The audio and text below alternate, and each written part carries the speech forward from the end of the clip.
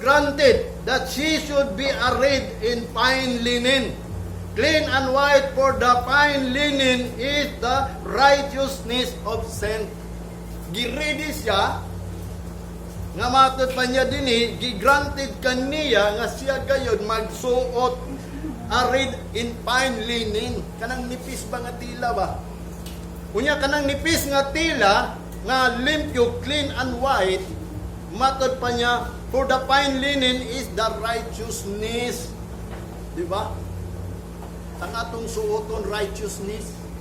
Ang fine linen nga nakita ni John D. Beloved nga asawa sa Lamb nga mao si Jesus Christ, the Cordero, ang iyang asawa, iyang giandam, gisuutan niya og gi-arrange niya og fine linen. Nga kanang fine linen is righteousness. Pagkamatarong mabitan na sa Isaiah chapter 60 verse 10, kanang tanan ni dawat sa Ginoo gisuotan ng garment of praise. Sinina sa pagdaig og cloth of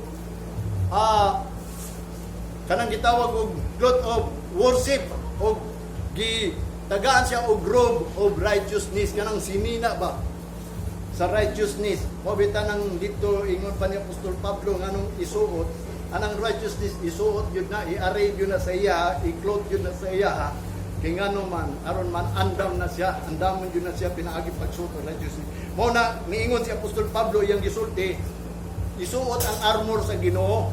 Sa man ang mga armor sa Ginoo, ang number 1 ato katong breastplate, kanang ikuan sa sundalo ganing water, that's ato aron bulletproof. Itong unang panahon, mga pangkuhan nila sa lawas aron di madutlag espada, karon bulletproof. Muna ibot pasabot ni Apostol Pablo nga usaan na katong gitawag breastplate, kanang tabon sa imong breast diri sa dugan nimo, matod pa niya righteousness na. So ang tanan mga Kristiyanong kinahanglan magsuot og righteousness. Kay mao kanaan nakita ni John D. Beloved nga fine linen nga din kung siya makaadto dito, ready na siya. So therefore, nga naa na siya gibuhat nga righteousness. Mao bitaw nang pangpungutanan nato sa ng righteousness. Mo ni yang gingon nga sikreto nga di nakita ni John D. Beloved nga gingon ni Jesus Christ, the kingdom of God is mystery. Kanang mystery, dili ni mo na ma-explicar, dili ni mo na masabtan, o dili ni mo na matugkad, mystery na. Gawas lang kung ang spiritual man, ingon pa ni Apostol Pablo, kanang spiritual man, kanang kanunay nagtuon sa pulong sa Ginoo nga halos tanan mga pulong sa Ginoo ibaw-an na niya, wala inungdan masabtan niya kay ngano man do na man pasabot sa Old Testament ug sa New Testament, iya nang mabuo tanan. Kaya mo na kung giingon ninyo nga ako naning nabasahan. Tulunan ni ka Bible nagguba tungod sa akong pagpakli. Pasalamat gani ko kining usa ka Bible gi hatag ni sa Ginoo nako last. Although di ko mubasa iling Bible ni kay King James version ni. Kay maglisod ko og sabot ang King James version, dalay ko ng Ginoo nga mao ni gipadayag niya. Kay nahuman naman ko atong New King James version. Ug nahuman po ka atong Gideons kay katong mga book kini man gud mo ay duol-duol lang sa pag-translate sa Bible dito sa Israel. Mo ni yang gingon dinhi nakita kanang righteousness of the saints sa mga balaan. Matod sa verse 9. And he said unto me, right. Siya ningon kanako, ang manulunda kay si John D. Beloved man to, sulatan ni, isulat ni, blessed are they which are called unto the marriage supper of the Lamb. And he said unto me, these are the true sayings of God. Mo ni ang tinuod nga gisulti sa Ginoo, ha? Bulahan ang tao nga giimbita sa marriage of the Lamb. Si Kristo wa nagpakamatay sa tanang tao kung atong nahunaon lang. Although ang tao yung gipakamatyan, kadto lamang gi-invite. Ay pagsalig nga ikaw Kristohanon, kung imong giisip nga gi-invite ka sa Ginoo, kung sa may mong buhaton, pagsuot og fine linen, pagsuot og righteousness, matod pa niya din bulahan tong tao nga gi-invite, ha? Which are called into the marriage supper of the Lamb. And he said unto me, these are the true sayings of God. Mao ni tinuod jud gireveal, mao ni tinuod nga mga Kristohanon nga makaadtog langit, kadto lang nagsuot og robe of righteousness. Sa Isaiah nagingon siya ang tanan mo to mudawat. Suotan yun na siya og robe of righteousness. Chapter 60, verse 10 man siguro to. Basahan na ninyo diya. Sa verse 10, and I fell at his feet to worship him. And he said unto me, see thou do it not. I am thy fellow servant and of thy brethren that have the testimony of Jesus. Worship God, for the testimony of Jesus is the spirit of prophecy. Samtang si John the Beloved, niya nakita niya ni ang manulunda, manggudang nakikstorya niya, niyukbo siya sa manulunda, mo nang hinungdan ningon ng manulunda, ayaw na buhatan ako. Ayaw pagsimba, kaya ako usapod ka, sulugoon sa Ginoo, nagasimba po ko sa Ginoo, o ako nagatuo po ko sa mga sulat, o testimony ni Jesus Christ, o matod pa niya, kanang testimony ni Jesus Christ, mao kanang espiritu sa propesya. Ay si Jesus Christ is the last prophet, wala laing propeta nga nisulat sa Bible, wala laing propeta nga gitawag og si Joseph Smith, si Muhammad, o kinsa pa ng mga propeta nga magawali di wala na. Last na si Jesus Christ ng prophecy. Mao na niya ato ang sundon ng ilang gipangsulat. Mao ni ang iyang gingon, ang sekreto di ay nga kita ngano nangalagat ka kay asawa dito sa Ginoo. Pangasawon ta. Mo ito na inundong ko tungo sa ka evangelist diri. Ganahan jud ko sa iyang kanta. Niya ko mga kauban di sila ganahan maminaw. Ano ambot nga pa ba to? Jesus, I wanna marry you. Gusto gyud ko ato magpalandong kay mao man ay nasulat gyud sa Bible. Sa tinuod lang si Jesus Christ ni ani din ni aron minyo anta ba? Kabang mo sa nang minyo? O may bawo aron nato ng minyo karon. Matod pa niya din sa Matthew chapter 22. Mao bitaw nang mingon ko ninyo mystery ni. Nganuan kay wala ni may istorya og tao. Walay tao nagaistorya ini o walay pastor gaistorya ni gawas kung siya gipadaygan. Mo bitaw na ako gipadaygan ko sa sige na pagbasa. Mangayo ko sa Ginoo, Lord, unsa may akong iwali nila? Para itong muna atong miaging Domingo akong giiwali sa inyo is about unsa may akong gingon? Seek the kingdom of God, receive and enter. Yung kanus naman ta ngano man o mo ni pangutana ngano man because kanang kingdom dahil sa Ginoo mystery man na mo ni ang iyang giingon mystery sa chapter 22 verse 1 to 14 ingon pa ni Jesus Christ mismo si Jesus Christ niya una ta mo ato sa atong topic matod pa niya and Jesus answered and spake unto them again by parables. Si Kristo nagsulti about parables. Kanang pananglitan ba? Munang usay ang tao, baliwala lang parables. Basta musimba lang, magkristohanon lang, magpabautismo lang, magtuo silang maluwas. Si Kristo nagsulti parables. Unsa iyang parables iyang gingon, mao na ni. Sa verse 2, the kingdom of heaven is like unto a certain king which made a marriage for his son. Unsa iyang gingon? Ang kingdom daw sa Ginoo parables ingon ini nga usa ka hari nag-andam og kasal alang sa iyang anak. Siya mo ay nag-prepare kay ang anak siguro walay kwarta. Siyempre ang hari mo nag-andam kay siya may hari. So ang anak bala na siya basta ang anak giandaman. Matod pa niya giandam sa iya ang kasal, nag-arrange. Matod pa niya, nag-arrange sa marriage of his son. Sa verse 3, and sent forth his servant to call them that were bidden to the wedding, and they would not come. Una, giingon dayon sa hari, ang mga sulugon niyang giingon, gisugo niya, oy, adto mo dito, servant. No? Call them, tawga sila. Matod pa niya, we're bidden to wedding. Katong mga gipanagtawag sa kasal. Kabaw man sa nang bidin.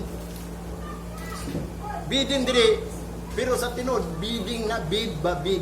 Gibid nimo. Para anang gipangtawag o kinsa may mo palit ini ako ang balay diri. Kinsa mo palit o pilay palit nimo. Kana magbid-bid yan para anang auction sa gibid na nila o pila man gipapresyuhan na hinuna dito sa mga gitawag kanang pawn shop. Mo na bid. Kanang gipangtawag lang ba? Gipangtawag. Wala ingong gipangluhas. Ang kingdom sa Ginoo ingon ini ni nga adunay kasal sa iyang anak. Unya gisugo niya mga servant panawga tong tanan mga gipantawag niya, katulang gipantawag. Matad pa niya wedding. We're bidding to the wedding and ang say uban nila gingon, ang pirmiro nga gisugo nga servant niingon siya sa hari pagbalik ay di man sila muanhi nawa. And they would not come, dili daw siya muanhi, siguro dili to hakog og kaon. Katong mga hakog kaon inviteon gani party adto dayon naku nahitabo man ang sa ako ba. Mo nang gingnan ko sa akong mga kauban na kusog man mo bisita mga birthday siya mga kauban pero kung siya mag-birthday wag yung imbita. Wag yung imbita. Ang tao na mo mag-gikay. Wa man ko'y kwarta, mayroon ako muadto sa imbita kay siyempre kaong good na. Munana na murag yung nini pero kining mga tao dili sila muadto, pirmirong tawag. Abi nung kinsa unang gitawag kung ato sabto nini, giparabol ni Jesus Christ may tuod ni sa parasyon mga eskriba mo nang nangalain mga parasyon mga eskriba kay sila ang unang giimbita. Dili sila musunod kang Kristo. Ikadua matod pa sa verse 4. Again he sent forth other servant saying, tell them which are bidden, behold, I have prepared my dinner, my oxen and my fatlings are killed, and all things are ready. Come unto the marriage. Mo ni yang gingon sugwa. Ikadua nga yang gingon dito pangumana dito. Katong wala ni sugot adto dito sa ubang tao. Nga ingna sila nga naandam na, nahikay na, napulo, nakalitson, mga baka dito na natanan. Unya, matod pa niya, ready na ang tanan, umari kamo dinhi sa kasal. Sa verse 5, but they made light of it, and went their ways, one of his farm, and other to his merchandise. O siya, nagpahayag, nagasulti siya, ang usang ngadto dito sa, matod pa niya sa mga kabukiran, o ang uban dito sa mga syudad nga diin, na mga pagtinda merchandise. Sa verse 6, and the remnant took his servants and entreated them spitefully and slew them. Unya usa dito sa nabilin nga matod pa niya yang servant ang uban kay gipang sangyaw naman para ng mga pastor ng wali sa uban. Nya nay usa dito matod pa niya patay. Ilang kuan hinoon na lugar nga din wala siguro ni dawat kang Kristo gipatay nila. Maninong dan sa verse 7, but when the king heard thereof he was wroth, and he sent forth his armies and destroyed those murderers and burned up their cities. Nya ang hari nakadungog man nga katong gisugo niya dito dapit. Motong na padungog ang hari gipadalag mga sundalo. Gipamatay dito, gisunog ng ilang syudad. Mo ito gibuhat sa hari ha. Kaya nga naman, gipatay ang gisugo. Mo po ito, gipahinumdum to ni Jesus Christ sa mga parasyon, mga skriba. Kaya nga naman, ang mga Hudiyo, itong unang mga propeta, gipamatay mo, nahinumdan ang ilang mga syudad, nga na sunog, mga daot, mo ito itong mga Hudiyo, mga Israelites. Sa diyan, ang nahumana si Jesus Christ, na ato sila sa Holocaust, kaya naglagot ang Ginoo. Kaya nga naman, wala gyud sila nito sa anak sa Dios, na ang Ginoo nag-andam og marriage. May tungod siyang anak. Kung matot pa sa verse 8 ha, then said to his servants, unya siya na sulti na usab sa iyang servants, the wedding is ready, but they which were bidden were not worthy. Matot pa niya sa iyang servant, tanawa sa mga sulugunan ko, ready na ni, pero kanang inyong giimbita, dili man ang mga takos. Ano man ang inyo nang giimbita? Sukuan na si Kwan. Ang usakari, matod ang hari nga nag-andam. Matod na po siya sa verse 9. Go ye therefore unto the highways, and as many as he shall find. Matod pa niya, bid to the marriage. At tumo sa mga karsada, kung kinsa to inyong makitaan dito, imbitahan na sila sa kasal. Matod pa niya, pang-imbitahan na kay katong ikadun ng giimbita, dili man takos. Matod pahawak to siguro kay di man takos na. Matod pa niya di sa verse 10. So those servants went out into the highways and gathered together as many as they found, both bad and good, and the wedding was furnished with guests. Tanawa. Unya ang servant ni adto siya nag-gather siya sa tanan, sa mga kadaghanan. nakaplagan nila bisan pa itong mga dautan o mga maayo. Kaya nga no, ang wedding good, ang ilang kasal napuno, sa giimbitan napuno. Kay mga bad, mga good, mausad na kita ro mga bad, mga good, ipag-ibita sa Ginoo. Mao ni ang kingdom nga secret or mystery. Diri sa verse 11, ingon pa niya din and when the king came unto see the guest, he saw there a man which had not on a wedding garment. Sa diya nga ang hari ni adto dito sa lugar sa Kananan, nakita niya ang iyahang guest, dunay usa ka tawo nga wala nagsuot og wedding garment. So mo na yung gingon wedding garment na agid day suoton dapat mutambong ta. Mo nang gingon ang kasal sa kana, kinanglan andamon ka kanang so kining wedding garment is fine linen ni which is a righteousness ni. Nga giandam ipaandam sa Ginoo sa mga tao kita mga Kristiyanon. Sa 12, and he said unto him, friend, how comes thou in hither not having a wedding garment? And he was speechless. Giingan siya sa ari, amigo, nganong nakasunod man ka diri nga wa man ka nagsuot og garment, wedding garment. Unya ang iyang amigo wala ka sulti. Siguro kung ikaw pa to, napaday day uniforme. Napaday suoto na to. Siyempre, kay kita diri ana bata mga Pilipino nga doon na gani mga celebrate o mga invitation, kung unsa na yung invitation kanang pang wedding yun or casual ba or special ba or kaan ba na nagi mga purpose, di ba? Di lang ka muadto dito nga imong gisuot sako niya ang imong buhok wala sudlaya mura na hinung nag taong grasa ka muadto ka dito. Dapat lagi kay suoton mausa niya ang pagpangalagad sa Ginoo. Mao na ang parables ngayon ni Jesus Christ nga ang kingdom daw sa langit ngunini. Kanang mga nangalagad sa Ginoo, kanang mga Kristohanon dili lang kay ingon kita na himong Kristohanon ni dawat ang Kristo, luwas na ta. No, matod pa niya kinahanglan aduna tay suoton. Kuna yang gingon dinhi sa usa ka tawo nga yang gingon. Then, o sa verse 13 then said the king to the servant, bind him hand and foot, and take him away and cast him into outer darkness. There shall be weeping and gnashing of teeth. Sa verse 14, for many are called, but few are chosen. O bitaw na, daghan na yang tinawag, gamay ra ang iyang pinili. So, kung ang mga Kristohanon diri sa Pilipinas, daghan kayo, labi na sa Davao, wa man gyapon nagsilbi.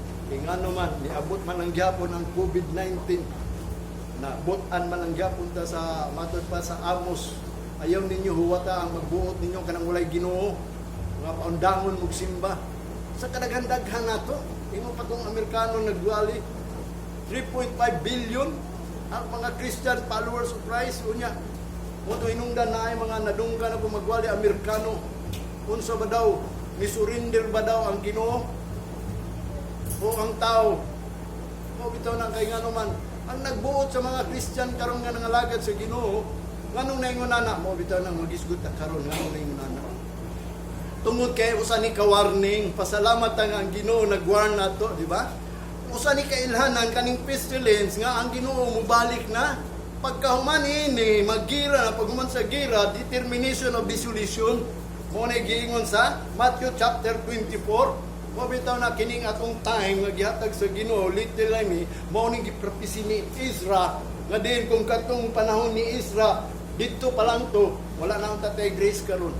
Kay nga naman extended of grace lang, little space, gamay lang space to gihatag sa ilaha. Kunya kita ang ilaha within 70 years na captured sila, gitagaan sila little time. Kita sobra pa ta sa 70 years, 2,000 years ta, gikan ni Jesus Christ ang pagkamatay siya, gihatag niyang grasya. Kung mauho na lang nato, kung maupa to, dito pa to natapos ang extension niya sa iyang mercy. Wa na tayo labot sa mercy. Wa bitaw na katong ibuhat ni Jesus Christ nga gihatag niyang grace, na humana to, kato kung gingon ninyo, pag abot pa lang sa pandemic, kung itong naapoy wali ninyo diya sa YouTube is the period of grace.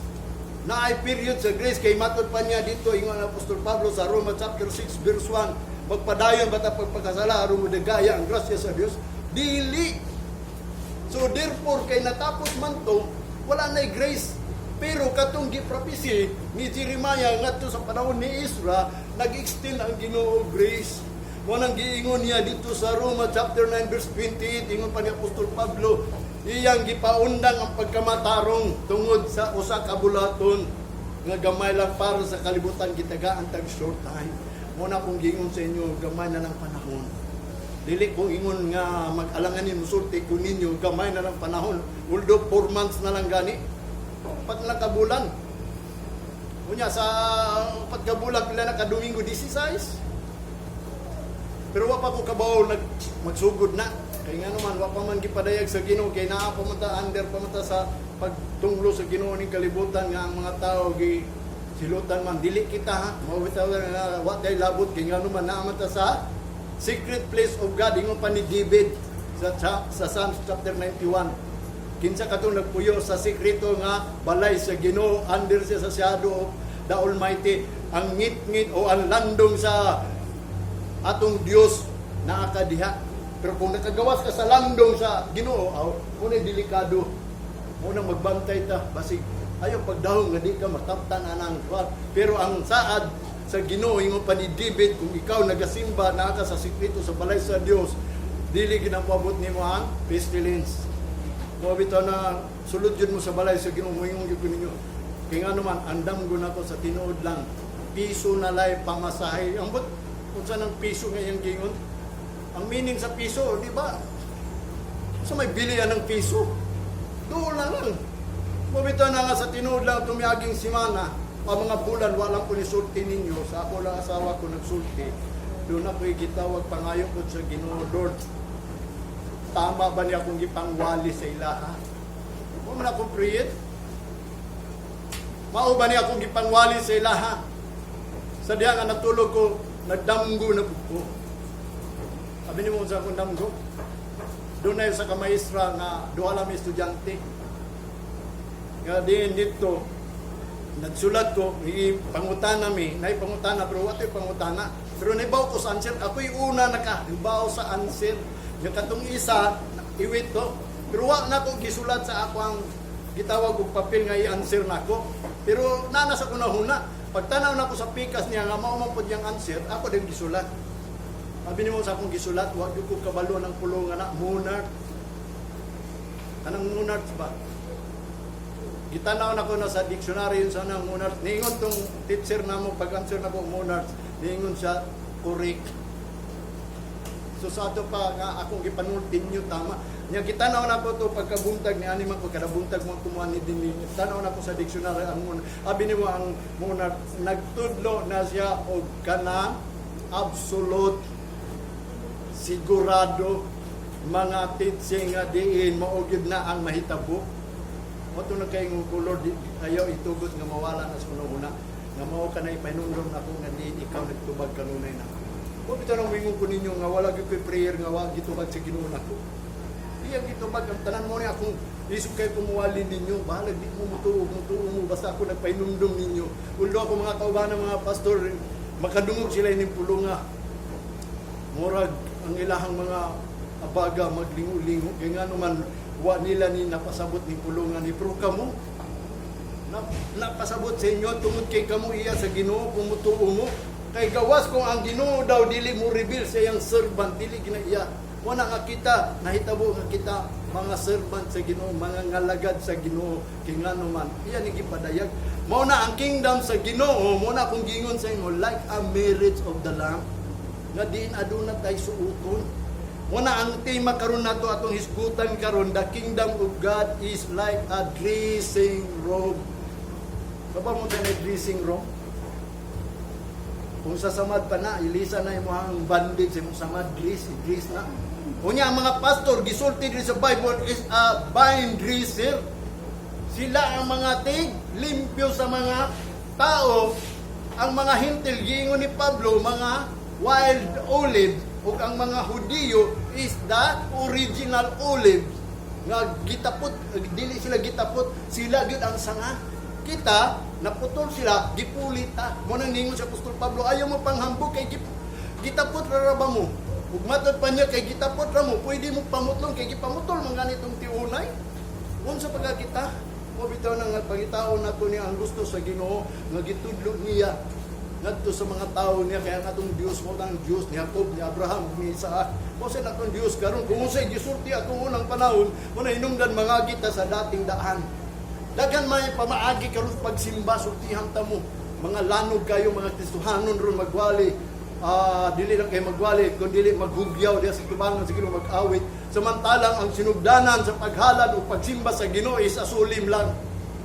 Mo ni dating daan, unya karon saon taman. Nadaghan naman yung mga nakristohanon nga din sa kunsa na lalabwato diha sa simbahan, naghugyaw, mga instrumento, tag sa pakauros ang mga pag-awit, nagtuo siguro na pinaagi sa pagdaig, ang Ginoo na himaya, wala. Ang tuyo sa Ginoo kung basaw ni ang pulong sa Ginoo nga ikaw mahinomdom ining pulong sa Ginoo kay mao ni atong guidance dili sa kalibutan, dili ng pagdaig. Kanang pagdaig usala nakaparte pod nga dili ka naghalad og pasalamat sa Ginoo, mao na ka nag-awit ka ngano man tungod kay mao na ang bunga sa imong sa dila, the fruit of your lips. Ingon pa sa Hebrews kay ngano man nagug kay tingog gusto mo ang amang mo'y pakantahon. Mabito hinungdan nga si Jesus Christ sa diya ni adto siya sa Jerusalem, ni-enter na siya dito sa Jerusalem bilang hari, gipasakay siya og donkey, niya gilataran siya kadtong Palm Sunday gani, gilataran siya og mga habol dito, og mga lukay giway-gay, niya saba kayo ang mga Hudiyo nga nidawat kaniya, ug ang mga dili Hudiyo, saba kayo sa diya nga sila nisulti unsay himo sa mga parasyo, mga eskriba, mga dagko sa mga kasimbahanan. Niingon siya kan Jesus Christ, Jesus, badlungan na yung mga tao, saba kayo. Bitaw, dagay mga suko na bri, kung saba kayo nga mga pagdaig. At unang panahon, evangelical ko sa mga, binatu ayoy, kay saba good. Singgit, unsa dito ko nakahinumdum karon nga dili day bagay, magsaba-sabat na walay hinumdan. Ang gingon ni David Shot, ang tugat with the voice of lion. Kanang voice of lion lang, kanang badaong kasama ni Jesus Christ nga di naninggit ang mga tao because the voice of lion nga si Jesus Christ ni enter na dito sa Jerusalem bisag gadiin siya ilansang na siya sa krus kay ngano man tapuso na niya yung mission o buluhaton sa paglukat sa mga tao. Gibadlong siya o ang mga tao niingon siya, Jesus, badlongan na imong mga tao kay saba kayo. Unsay tubag ni Jesus Christ, kung ako silang pahilumon musugot mo ang bato mo ay pasinggiton, sila katingog. Ano man kay kebolo sila si Jesus Christ makahimo sa tanan mga milagro.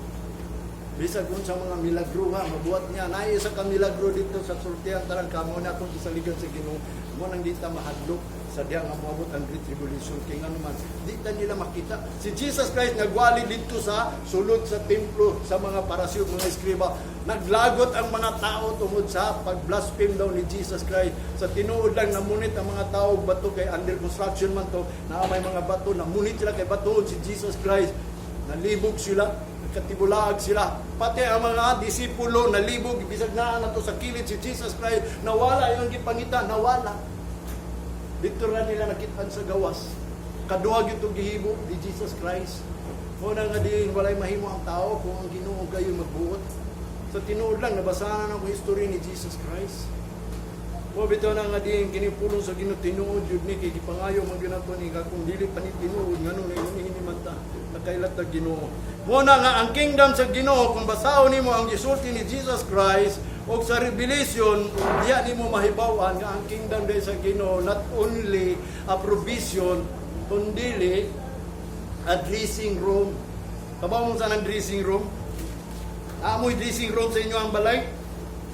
Matod pa niya dressing room yung pa sa dictionary ay small room. Matod pa niya attached to a bedroom. Di-attached daw sa bedroom. Mao ginay silugdanan ng dressing room ha. Kaya ko usag ko kapanday, contractor pag ko nagbuhat ko og mga sa mga dato og bedroom. Unya partisyonan namo kanang lahi ng partisyon pero naana sa gitawag kanang sa bedroom, partisyonan na muna, lahi ng kanang toilet, kanang bedroom, pero nagtapad na sila. Kaya siyempre, magligo ato sa bedroom, ato sa dressing room, ato na po sa bedroom, muna, dito gibutan. Muna yung gingon ay small room attached to the bedroom. sa uban ingon pa niya dito, dressing room ingon pa sa dictionary, for keeping cloth and for dressing in, pag ilis sa imo ang cloth, pag keep sa imong cloth, pamiluon ba nimo ang cloth nimo, butang dito sa dressing room. Unya diri dito nabasahan ako kanang dressing room, matod pa dito, wala lang ako nasulat diri, may tungod sa mga aktor na naa sila dressing room before sila magawas sa theater. Una sila ma-perform. Naagi na sila dressing room. Kung magpagwapa sila kay kung pangit, pinagi sa make-up, adto sila sa dressing room niya, sininaan sila nga kung siya yagit, imuon siyang pangdato, ana ba? Ilisan siya mo na dito sa dressing room. Nya kaning dressing room mo ni ang display ni Jesus Christ.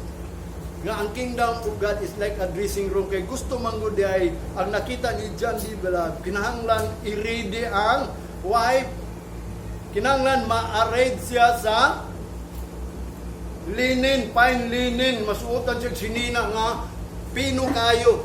Ug matod pa niya, mao ka na ang righteousness. Unya kanang kingdom of God, gisulti po na ni Apostol Pablo, the kingdom of God is not meat and drink but righteousness. So therefore, kung atong sabton, bitaw na kaning pulong sa Ginoo, dili lang iwali kinahanglan pasabton jud mo.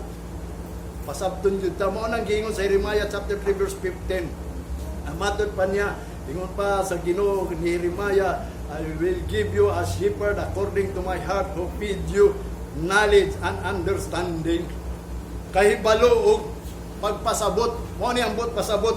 Ngano man ato ning sabton nganong mingon man ko, the kingdom of God is like a dressing room. Matod pa niya, for the bride of the lamb, para sa pangasawon sa usa ka kordero nga mao ang anak sa Dios nga si Jesus Christ. Pangasawon ta niya kay nga man mao kani ang sikreto, dili ni ingon nga nahimo lang ta Kristohanon diya. Mo nang kumuani ta dinhi kinahanglan magbuhat og righteousness. Mo nang ningon siya, seek ye first the kingdom of God and His righteousness, because the kingdom of God is righteousness. Makaplagan man ninyong kingdom, ang kingdom ingon sa Bible, mo nang kasimbahanan. Ang problema diha, kung kingdom na sa Ginoo, mag-reign siya diha kung naay righteousness, because ang Ginoo dili na siya mo reign kung walay righteousness, di na siya mohari, di na siya magpataliwala. Mo na